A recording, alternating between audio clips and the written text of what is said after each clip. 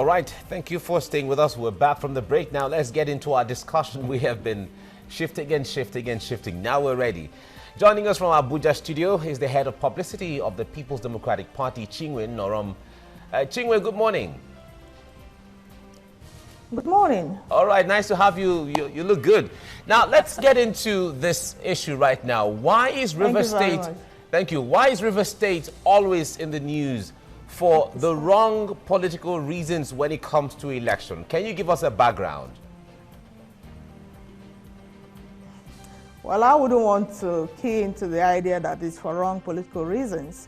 Elections, we all know that is more like it's a contest, and River State has been volatile to that respect.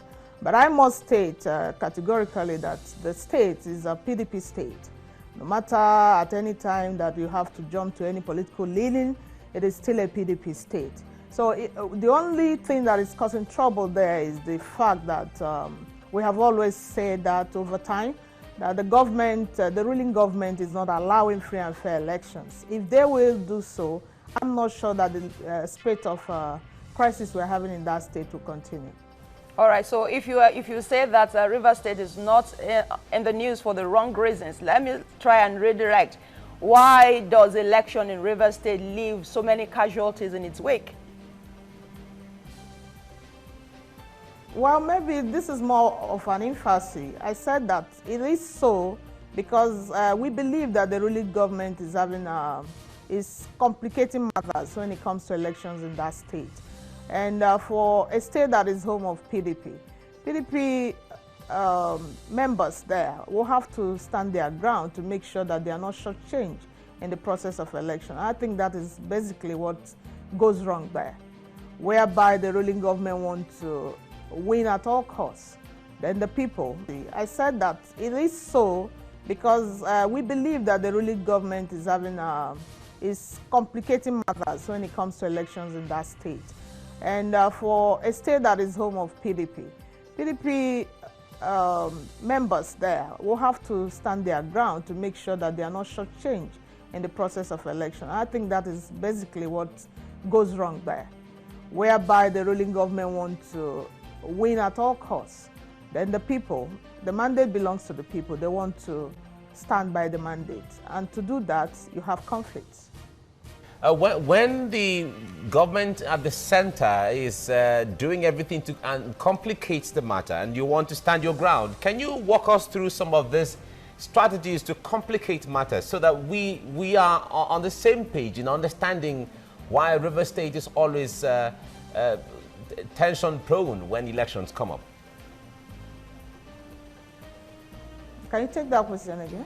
Okay, can you let us know how the federal government or the government at the center tries to complicate matters that makes the state government or the political party at the state level try to stand its own ground that leads to casualties? I think the reasons are on the ground. We have issued statements to that effect.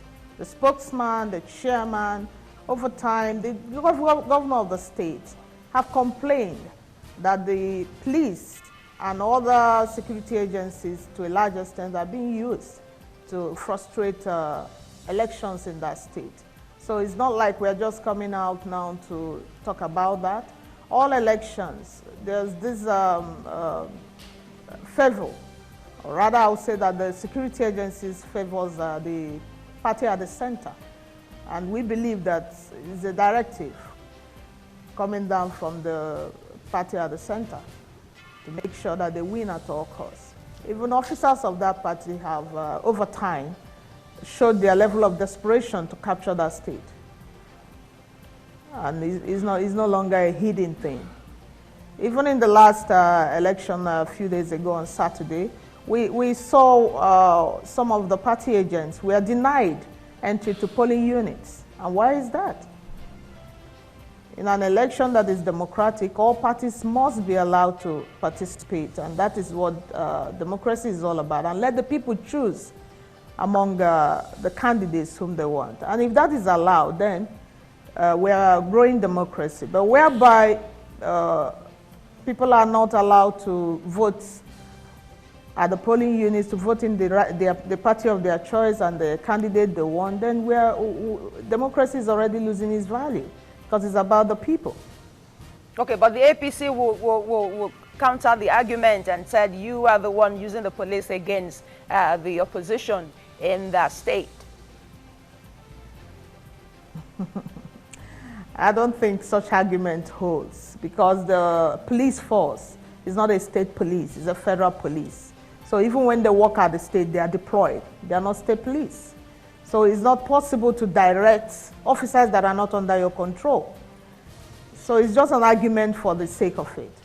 Okay, why was the state, the police attached to the state governor sacked, dismissed really, for some unscrupulous attitude? Come again? Why was the police attached to Governor Wike dismissed by the Nigerian police?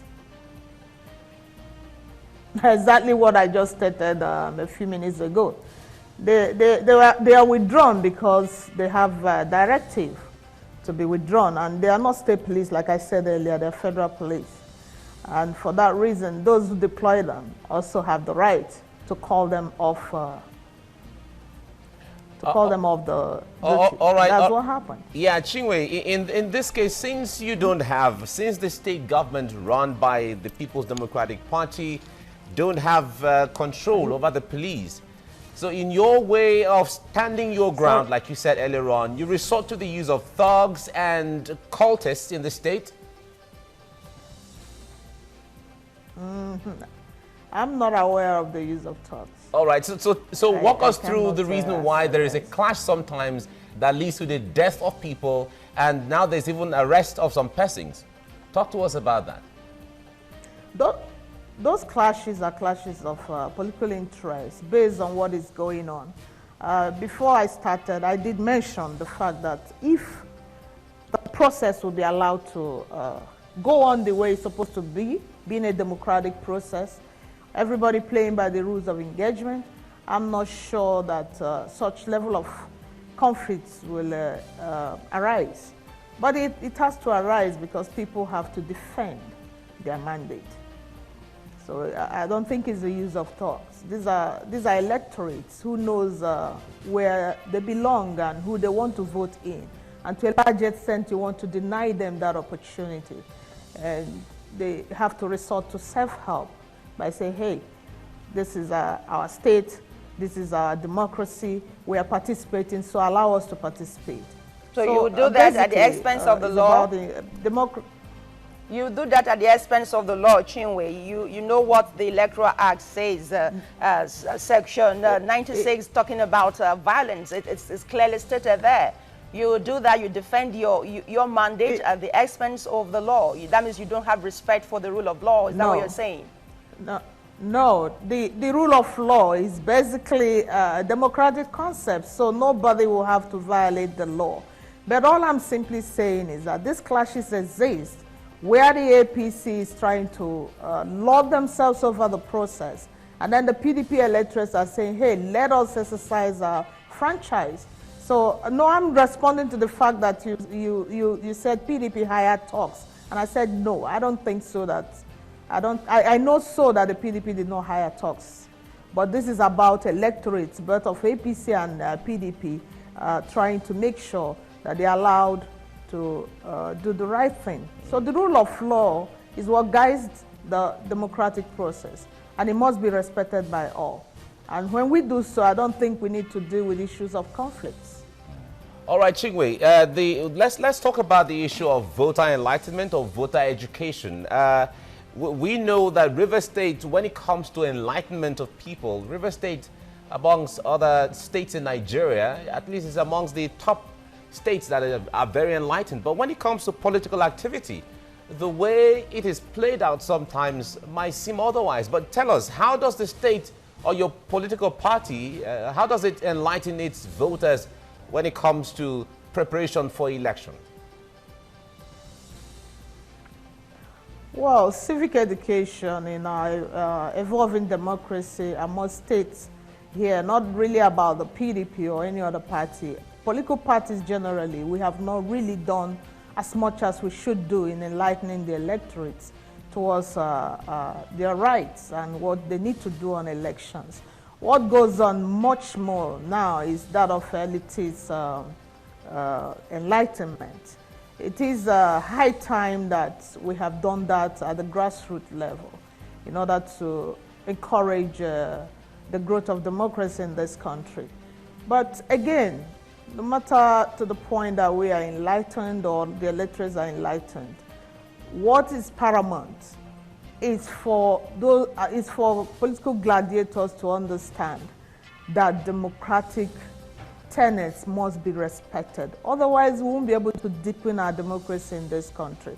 But I make bold to state that People's Democratic Party, to a large extent, was very much keen in developing democracy. And the primary beneficiaries of People's Democratic's giant strides in democratic building is the APC. And I am hoping that they will realize this and equally build on what PDP did in the past, rather than causing serious erosion of all the values that we have been able to record in the past 16 years. Okay, just a while ago you talked about the people resorting to self-help when they need to defend their mandate. And the reports we gathered from even the last election in Iche and Omuma is the use of weapons and the proliferation of arms in that particular area. Did you also teach your people how to use arms to defend themselves or seek help when their mandate is being trampled upon?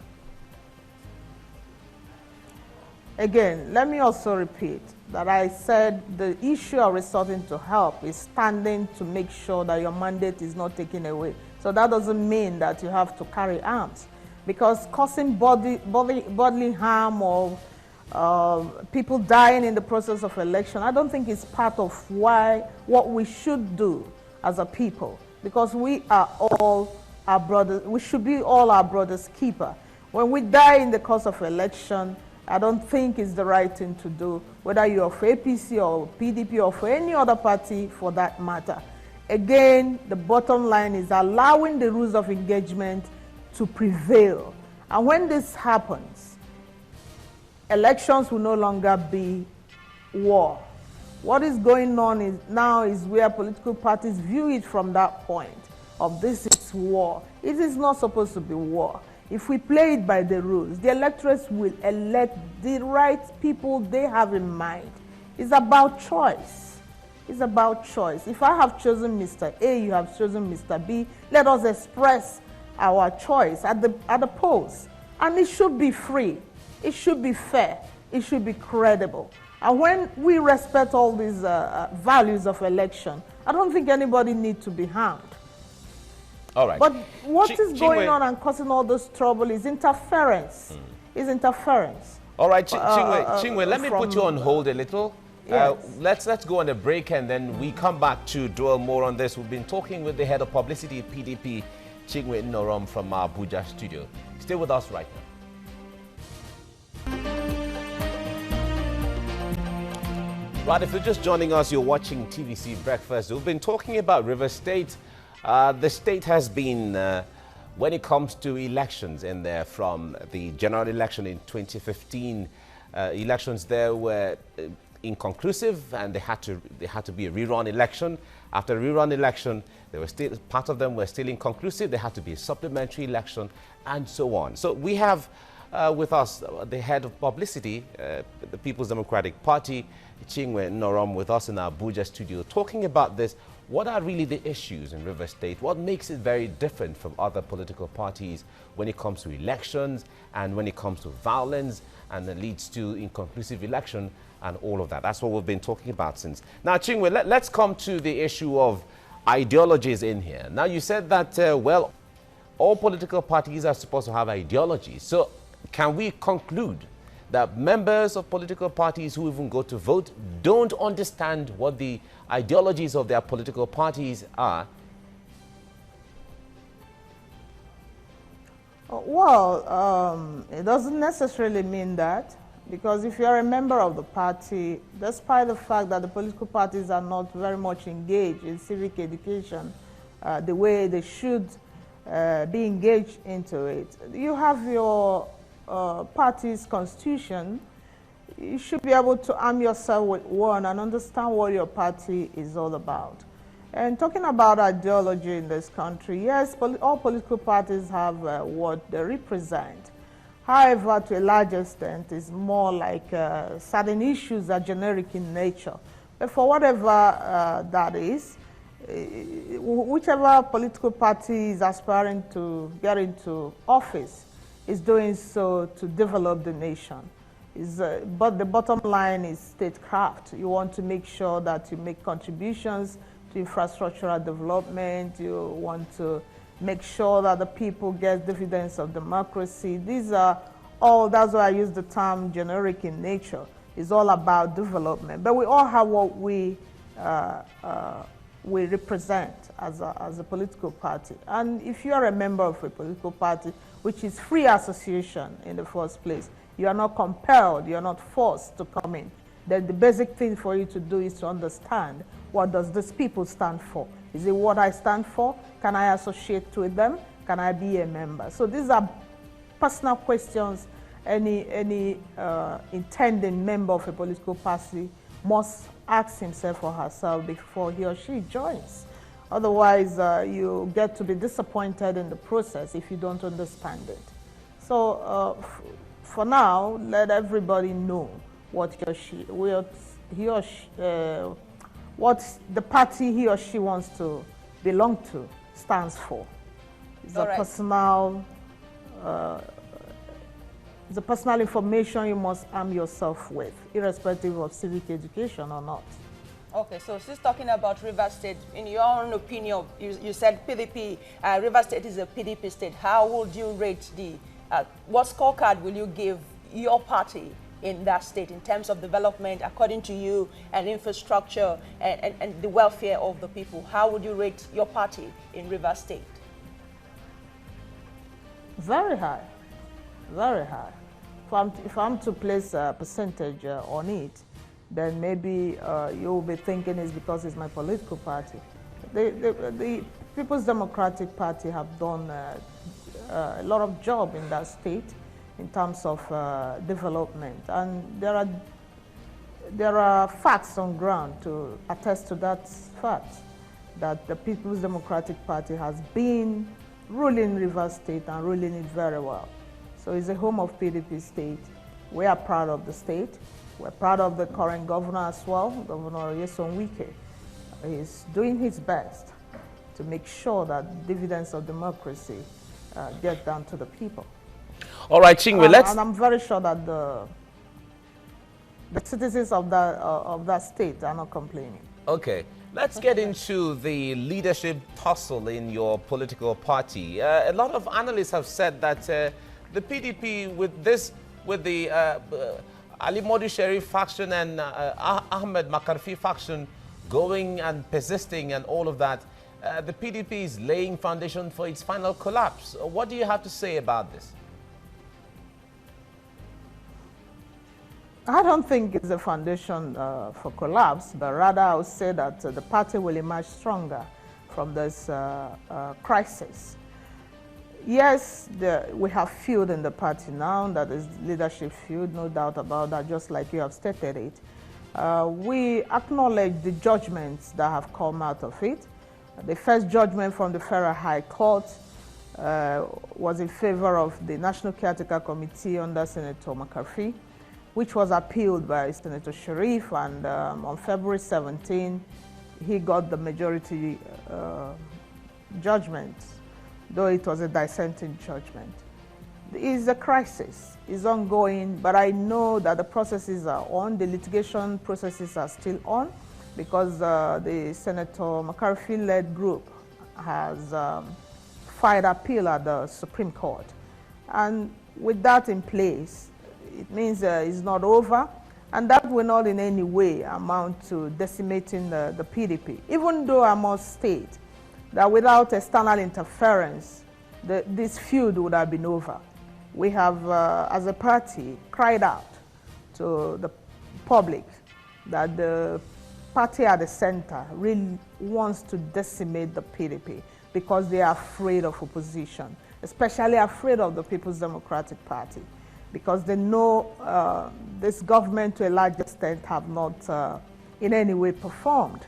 And they are scared that if the PDP should be together, then it means it's over for them. But I want to use this opportunity to appeal once again that this is a democratic system.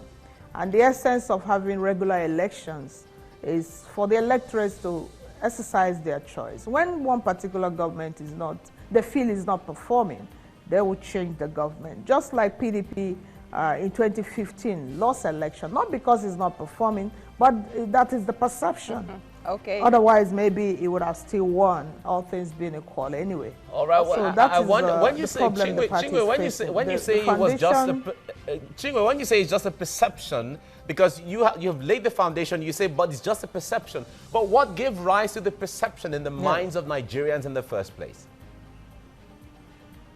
What gave rise to that perception is the ability of People's Democratic Party to allow the process to evolve, the democratic process to evolve. Because as a party, opposition had a field day, and they were able to mislead the public with certain information that were not correct at all. But this time around, they want to make sure that opposition is muzzled. Opposition should not be able to exercise itself. That is why I said it was perception. It was perception at that point in time because they had a field day saying all they want, confusing the electorate, and now I think they know better anyway. All right. They know better. Okay, you also said earlier that the crisis going on is it's been exacerbated by external forces. But the force that we can see visibly at work is the judiciary right now in terms of rulings and counter rulings from the judiciary. Are you saying the ruling party is instigating the judiciary against the PDP? What are you saying exactly? Well, we have very deep respect for the judiciary, no doubt about that. But it's still part of the system, if I must state. I think to a large extent we still need to hope and pray that the judiciary will reform itself the way it should be and gain that independence to which the separation of powers, which is one of the basic rules of democracy, would thrive. The essence of separation of powers is to make sure that there are no interference, either from executive or legislative or judiciary. They are all allowed to exercise their functions in nation building. If that happens, I know very well that we'll be actually deepening our democracy more than we have done so far. So I must say that, yes, there are some judges that are not living up to expectation, no doubt about that. All right, Chingwe, from what you have said, we were expecting that at least the PDP had been a formidable political party that said it was the largest political party in Africa at the time and even boasted of ruling Nigeria or being in the position to run Nigeria for 50 years and all of that. We're thinking at this time the political party knew its ideology, knew its onions, has experience, has the clout, has the resources, and all of that put together. And right now, with all these fragmentations and even allowing, if we assume that even external forces are coming in to interfere, we're expecting that with all the experiences and everything, the party should have been able to be cohesive, to put itself together. We have 2019 coming. How will this all impact the coming elections? Yes, as a political party, we are not unaware of the timing. But again, every human organization is subject to misunderstanding. Even the unit of a family, we don't always agree. So intra-party conflict is not something new, which is what is going on in the party at this point in time. It's not new. But like you have rightly stated, the party is experienced, the party knows its onions, and the party is handling this issue the way it should handle it. Which is why you have almost all almost all members, but again, all the organs, because I must state categorically that all the organs are together. All the organs are intact in support of the National Caretaker Committee, because it is a product of the highest decision-making organ of the party, which is the National Convention. And this is born out of experience, which you have already mentioned, because as a political party, we have the Constitution. No doubt every other constitution in the country is subject to that of the Federal Republic. But then, even the Constitution of the Federal Republic respects the autonomy of political parties in running their affairs. So this is the reason behind all the organs being on one side. So it has nothing to do with loving one group and hating another group, no.